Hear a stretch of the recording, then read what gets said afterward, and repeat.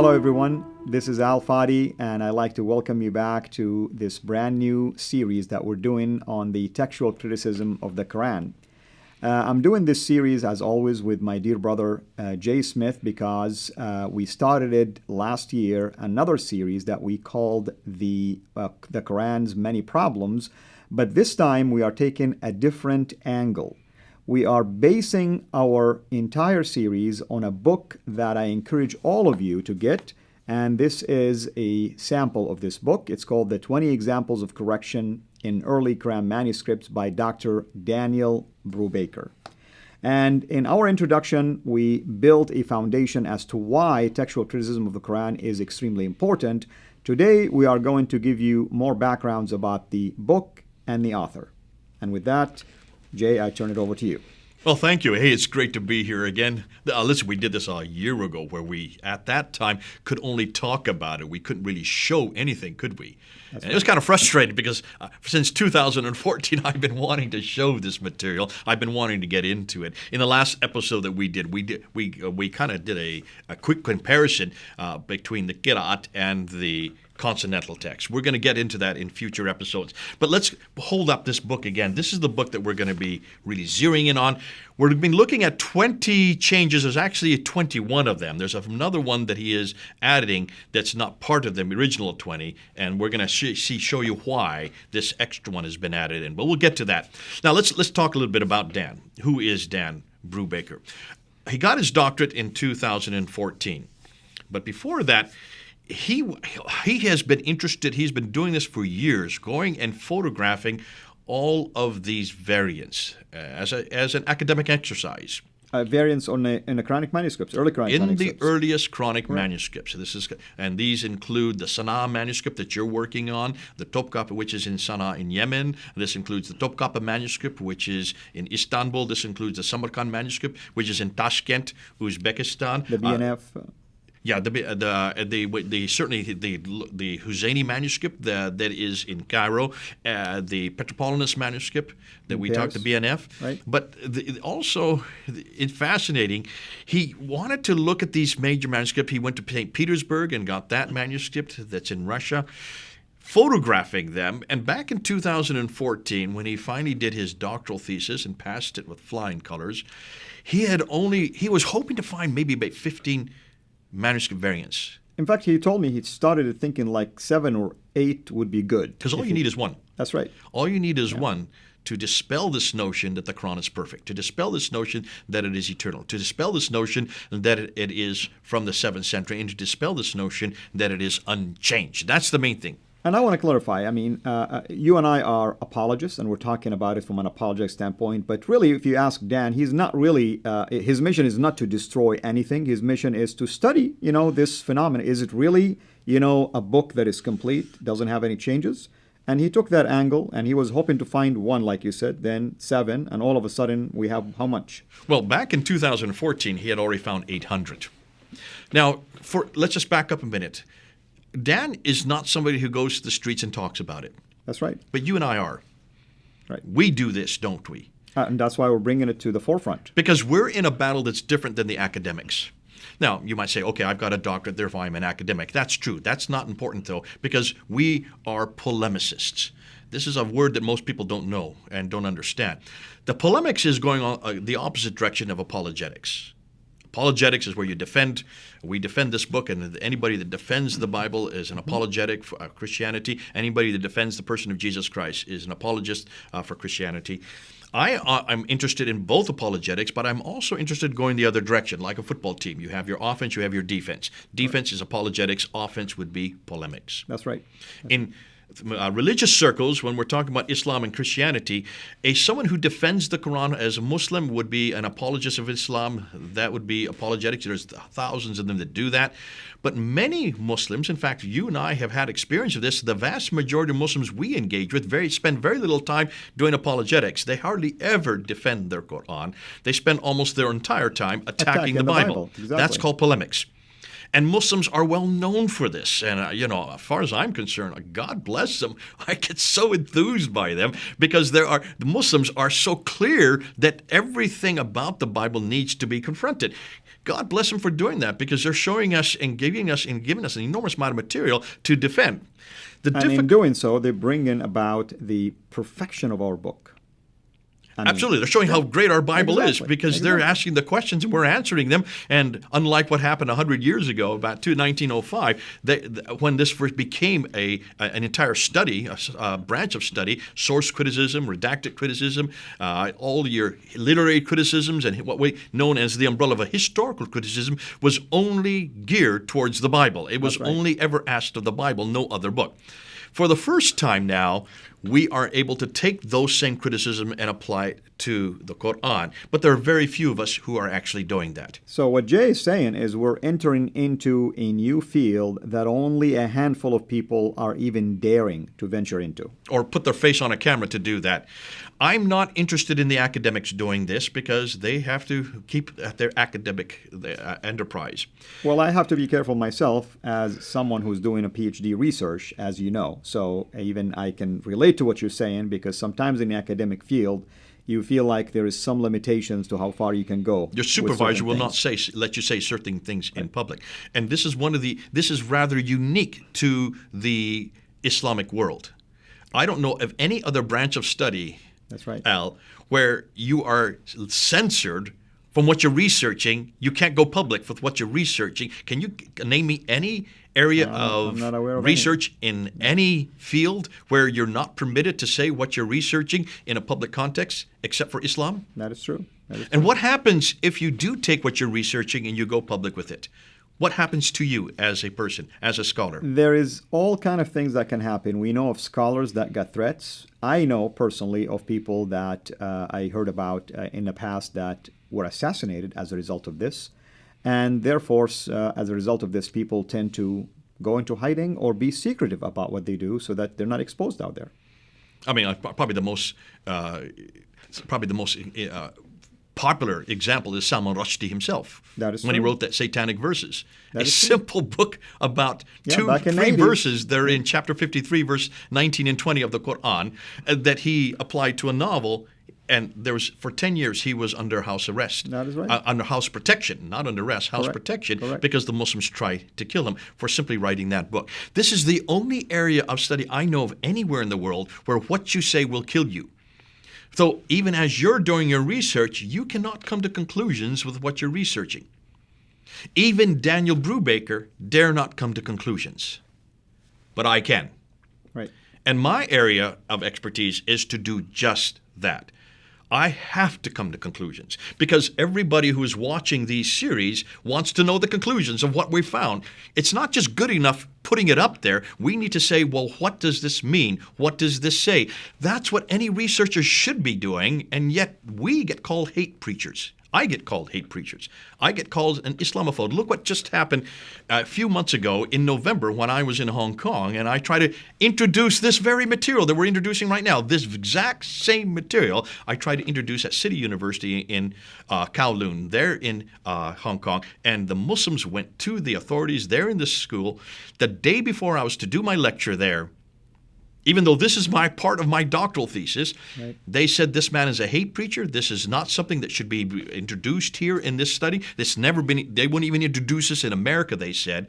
And the authorities there banned me from coming on university and doing my lecture. I had to go to a church next door the very next day.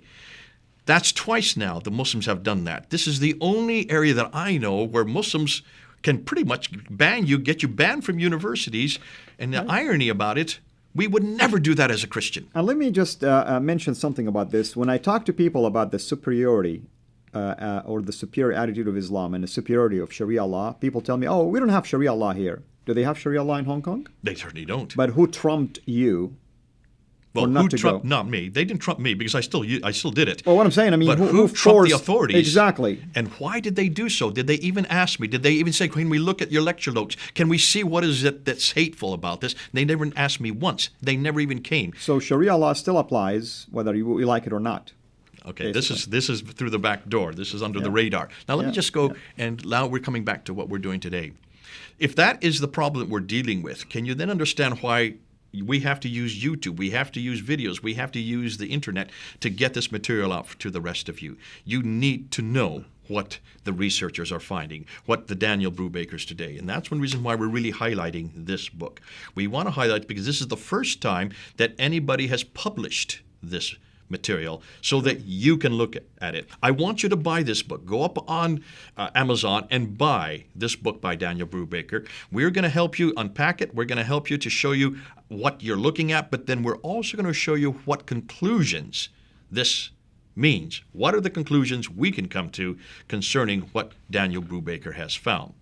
And so this is what's so exciting about what we're doing here is we're giving you cutting-edge information as much as possible because, believe it or not, we probably are the first to even introduce this book to you and are the first to even assess its content. So hopefully you'll find everything that we'll be sharing in this particular series, which is basically this book is the sole focus of this series. You'll find it helpful for your own knowledge, for your own ministry. And if you're a Muslim, we want you to heed the information we're sharing with you. Go and even inspect it yourself. There's nothing secretive about it. So we're hoping that you will find out quickly that the book that you believe to be complete and perfect and eternal is nothing than more than just a book written by mere men. Not just one, men. So no one has written about the consonantal corrections. No one has yet really shown exactly what we're talking about. Altıkılıç and Ekmel Nisanoğlu, these two Turkish scholars, they only referred to it. They just mentioned that there were these variants. They said that there were 2,270 in the Topkapı manuscript, but they didn't actually show where these variants were. They didn't really try to unpack it or even come to conclusions on it. We're going to do that now. Now, what Dan has done, he's just taken 21 of these variants. And these are just samples only. This is a teaser. Exactly. This is nothing more than a teaser. His big work is yet to come. Because since 2014, where he only had 800, roughly 800, he now has found over 4,000. I mean, did you repeat the number to them, you know? We said he started hoping with 1, maybe 7, 8, maybe 15, 800 by the time he finished his dissertation, and now we're talking in the thousands. We're up over 4,000, and more are coming to light all the time. And we're going to show why these are significant. But because of the fact that there's so much more yet to do, Dan Brubaker is going to come out with his big tome. This will be his masterpiece. This is what his legacy will be left behind. So this is nothing more than 20 simple ones to give you a cross-section of some of the things he is finding just to get the ball going. Later on, there's going to be coming out another program which everybody can buy called Quranic Gateway. And on that, you will be able to see many more of these manuscript variants. And in the Quranic Gateway software, it's an amazing software, by the way. I had the privilege to be part of at least doing some testing on it. And we're not going to really reveal a whole lot of information about it. But basically, it allows you to just research the Quran and even see images of manuscripts related to these verses. And if there is any changes, corrections, erasures, insertions, you'll be able to see that as well. And it's documented, and you'll know which museum has it, and so on and so forth. Now, Dan is aware that this material is controversial and it's confrontational. He's aware of that. And for the right reasons. You know? I don't think he is quite aware of just how dangerous this stuff is. He is not interested in polemics. He's not interested in attacking anything or any book. That is true. He is a researcher. He is only looking at the material and then he is putting it out there. You and I are going to come to conclusions, or I should say I'm going to come to conclusions as we move through this. That's our job. As a polemicist, we need to say, what does that signify? What does that now say about those two claims, actually the three claims that we introduced in the last episode, that is eternality, but more than that, was there a manuscript that existed in the mid-7th century? Is it the same as the Quran that we have in our hands today? That's right. And are any of those earliest manuscripts complete? And here is where I am equally interested in this, because I am somebody who grew up born in Saudi, raised in Saudi, exposed to the Quran, and it's studied it basically. I even went to an Islamic university in Mecca to do my studies in Islamic studies department. And I have access to primary sources of Islam. I read the language of the Quran. I read the primary sources, the commentaries, and other things. So I've always been brought up with this belief that it's a perfect book, has no changes whatsoever, has no corrections whatsoever. So this is, to me, is an important piece, masterpiece, because I want my people now to be aware of this so that they too can make that move towards Christ. We're not promoting a religion, we're promoting a relationship, a restored relationship with our Savior. And I'm hoping that, I'm praying that this type of material will help you cross that bridge.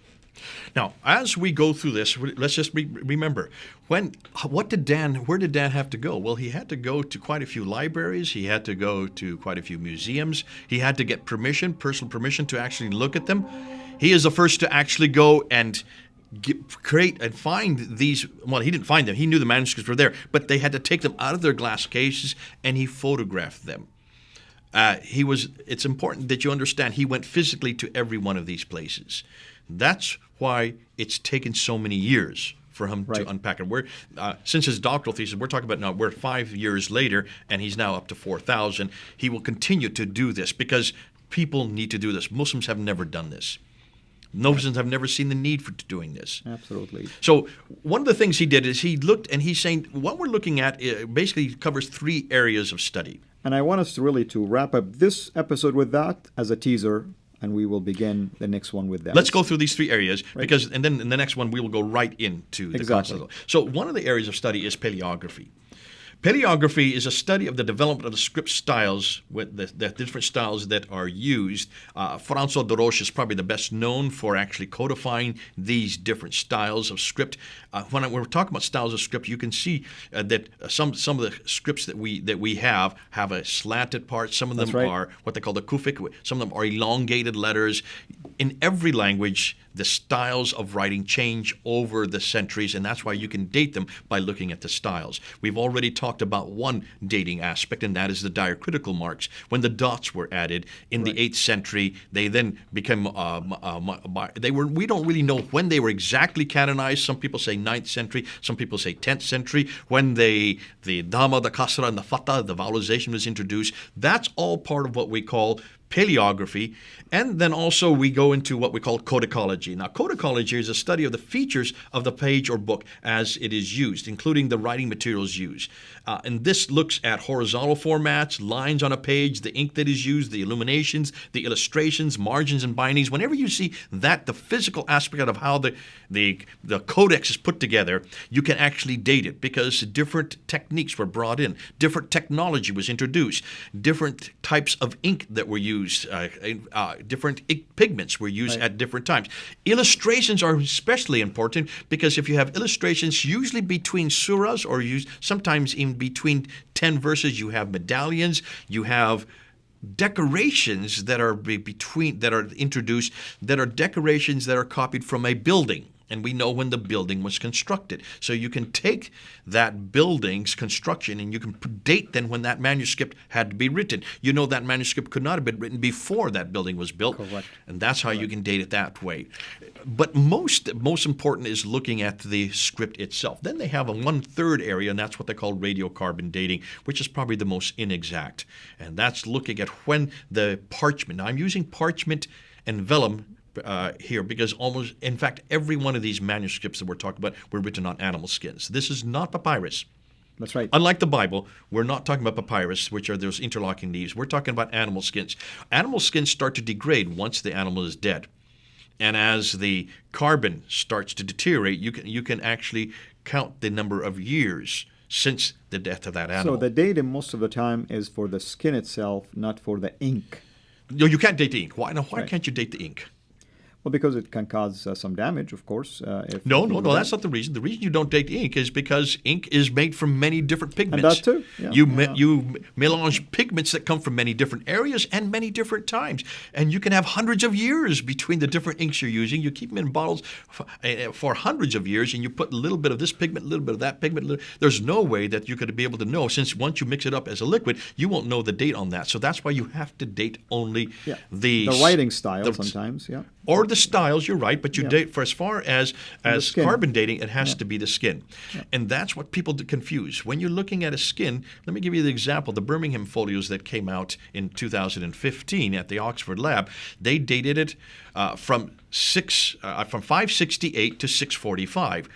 Wait a minute, that's almost 100 years. They had to, because it covers almost a 100-year period. So this is not very exact science.